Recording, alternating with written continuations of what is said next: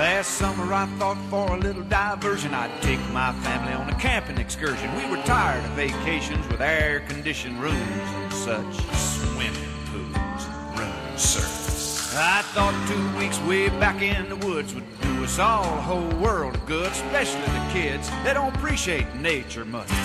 Rather watch TV, eat a Twinkie. Well, my wife wasn't sure, but I said, look here, honey, we'll have a lot of fun and save a lot of money. Now, right there's where I made my first mistake, friends. I figured a tent, a few cans of beans, marshmallows, what could it cost? What with the sleeping bags and the hiking shoes and all the other paraphernalia that you use, it came to $6,947.22. But like the man said, you can use it all again. Well, we packed a new Land Rover with a maximum load and drove till we run plumb out of road and then backpacked 6 hours straight up a steep incline. Briars, brambles, cockleburrs. And then we saw it, the perfect sight. There were trees on the left and a creek on the right of a clearing to pitch the tent. Just what we had in mind. Eat your heart out, field and stream. Now, pitching the tent took 4 hours or so, and by then the sun was sinking low, and the kids were whining and crying for something to eat. Whereupon my wife said, "Where's the restroom?" I told her, and she grinned and said, "Yeah, now where is it really?" So we broke out the soda crackers and sardines, the Vienna sausages and pork and beans, and sat around the fire to enjoy a well-earned treat. Good. Now that's city-fied junk food for us. Kind of reminds me of wild hickory nuts. Let's all go camping. You'll never have it so good.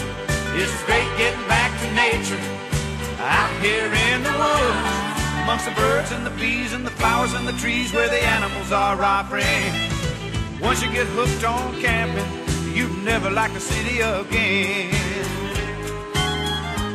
Well, we just weren't ready for what happened then, when sparks from the campfire carried by the wind set a pile of leaves and 289.95 sleeping bags aflame. Little Delbert's going for the marshmallows, thought it's part of the deal. Yeah, it spread from the bags and the leaves to the trees, raging out of control and fanned by the breeze. I thought all was lost, and then thank God it started to rain. I don't mean shower, friends. We're talking pair 'em up Noah one whole time. Well, the fire was out and we huddled in the tent, wore slap out from the day's events, floating on our air mattresses in mud, ankle deep. Whereupon my wife said, "I really need to know now, where is the restroom?" And when it finally stopped raining, it was cold and late, but those mysterious noises kept us awake, and we all knew we'd be mauled or axe murdered in our sleep. At this point, I knew the ghost stories earlier had been a bad idea.